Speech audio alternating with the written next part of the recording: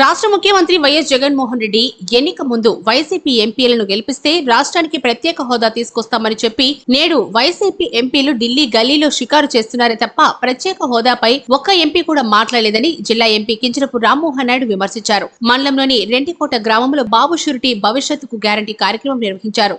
ముందుగా పలాస టీడీపీ కార్యాలయం నుంచి రెంటికోట గ్రామం వరకు టీడీపీ నాయకులతో కలిసి ఎంపీ రామ్మోహన్ నాయుడు టీడీపీ రాష్ట్ర ప్రధాన కార్యదర్శి గౌతు శిరీష బైక్ ర్యాలీ నిర్వహించారు. అనంతరం లొత్తూరు, రెంటికోట, కాంట్రగడ గ్రామాల నుంచి సుమారు 130 కుటుంబాలు టీడీపీ పార్టీలో చేరారు.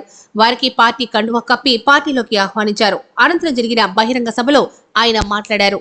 ఇంటికి వచ్చిన తర్వాత మా ప్రభుత్వం ఉంది, పెన్షన్లు కావాలా వద్దా, ఆసరా కావాలా వద్దా, చేయూత కావాలా వద్దా, ఇచ్చిందేమీ ఉండదు కానీ చెప్పడానికి మాత్రం అన్ని ఇది కావాలా వద్దా, అది కావాలా వద్దా, ఇవన్నీ కూడా రాకుండా ఉండాలంటే నువ్వు తెలుగుదేశం పార్టీకి సపోర్ట్ చేయడానికి లేదు, జనసేనకి సపోర్ట్ చేయడానికి లేదు, నువ్వు ఈ కార్యక్రమాలు అటెండ్ అవ్వడానికి లేదు అని గాని ఏ వాలంటీర్ గాని ఏ వైసీపీ నాయకుడు గాని మీ దగ్గరికి వచ్చాడనంటే వాళ్ళకి భయం ఉన్నట్టే అనేది మీరు అందరూ కూడా తెలుసుకోవాలి.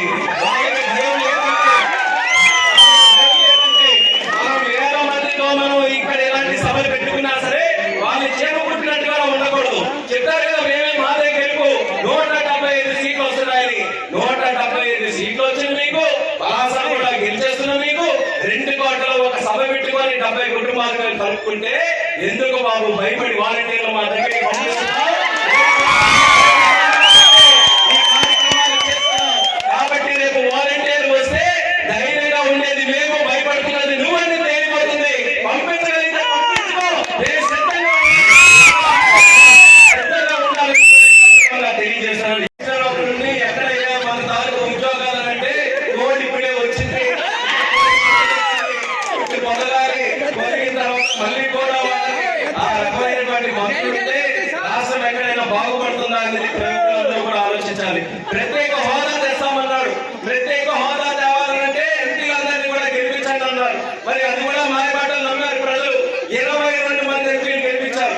22 మంది ఎంపీలు గెలిపించి పార్లమెంట్ కు పంపిస్తే ఈ 4 సంవత్సరాల 9 నెలల్లో అనేకమైనటువంటి పార్లమెంటు సభలు జరిగాయి. ఎన్నో సందర్భాల్లో పార్లమెంట్ లో చర్చలు జరిగాయి. ఒక్కసారైనా సరే వైఎస్ఆర్ కాంగ్రెస్ పార్టీకి సంబంధించి ఒక్క ఎంపీ అయినా ధైర్యంగా పార్లమెంట్ లో నిలబడి ఎదుట మోదీ ఉంటే మా రాష్ట్రానికి ప్రత్యేక హోదా కావాలని దమ్ము ధైర్యంగా అడిగినటువంటి ఒక్క ఎంపీ అయినా ఈ వైఎస్ఆర్ కాంగ్రెస్ పార్టీలో ఉన్నారా అనేది మీకు అందరికీ ఒక్క సందర్భంలో అసలు మీకు అందరికీ కూడా 22 మంది వైఎస్ఆర్ కాంగ్రెస్ పార్టీలో ఎంపీలు ఉన్నారు కదా, పేర్లు టకటకమని చెప్పమంటే ఒకరు చెప్తారు, 2 చెప్తారు. ఆ 1, 2 ఎవరు చెప్తారు? బాబాయ్ హత్య కేసులో ఉన్నటువంటి ఎంపీ అందరికీ కూడా తెలుసు. ఎవరు బట్టలు వీడియోలు తీసిన ఎంపీ ఎవరో అందరికీ కూడా తెలుసు. విశాఖపట్నంలో ఎంపీ తెలుసు, ఎందుకు వాళ్ళ ఫ్యామిలీ కిడ్నాప్ అయిపోయింది కాబట్టి అందరికీ తెలుసు. ఇన్స్టాగ్రామ్ లో రీల్ తయారు చేసేటటువంటి ఎంపీ ఎవరంటే అందరూ కూడా చెప్తారు. కానీ పోరాటం చేసే ఎంపీ ఎవరు వైఎస్ఆర్ కాంగ్రెస్ పార్టీ అంటే వాళ్ళ అది వాళ్ళ పార్టీ తాలూకు పరిస్థితి.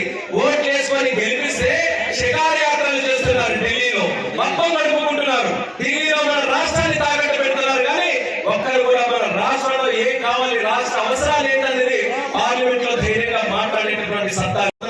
ఈ మార్పు కేవలం రెంటికోటలోనే కాదు, ఈ రాష్ట్రం మొత్తం మీద మనకు కనబడుతుంది. ఎందుకంటే రాష్ట్రం మొత్తం మీద ప్రతి ఒక్కరి తాలూకు మాట ఒకటే. 2019లో జగన్మోహన్ రెడ్డి గారిని నమ్మి ఆయన చెప్పినటువంటి మాటలు నమ్మి ఆ రోజు మేము ఓట్లేసాం. ఓట్లేసి ఎదురు చూస్తూనే ఉన్నాం ఎప్పటికీ ఆ హామీలు నెరవేరుస్తారని. మళ్ళీ తిరిగి 2 నెలల్లో ఎన్నికలు వస్తున్నాయి కానీ ఒక్క హామీ కూడా ఈ రోజు నెరవేర్చలేదు. కాబట్టి ఈ జగన్మోహన్ రెడ్డిని ఎట్టి పరిస్థితుల్లో గద్దెదించాలి, వైఎస్ఆర్ కాంగ్రెస్ పార్టీని మళ్ళీ బంగాళాఖాతంలో కలపాలనే ఆలోచనతో అందరూ కూడా కలిసికట్టుగా ముందుకు వస్తున్నారు. కాబట్టి ఈ మార్పు అనేది మనకు స్పష్టంగా మనకు కనబడుతుంది. ఈ మార్పు కారణమైనటువంటి కొన్ని విషయాలు కూడా మనం చర్చించుకోవాలి. ముందుగా ఇప్పుడు చర్చించుకుందాం. మన సోదరుడు చెప్తున్నాడు ఒక్క జాబ్ లేదు. ఆ రోజు జగన్మోహన్ రెడ్డి ఏమన్నాడు? పాదయాత్ర చేస్తున్నప్పుడు యువకుల్ని ఉద్దేశించే మాట్లాడాడు. యువకులందరినీ కూడా తెలియజేస్తూ 2,30,000 నోటిఫికేషన్లు ఊరికే ఉండిపోయింది.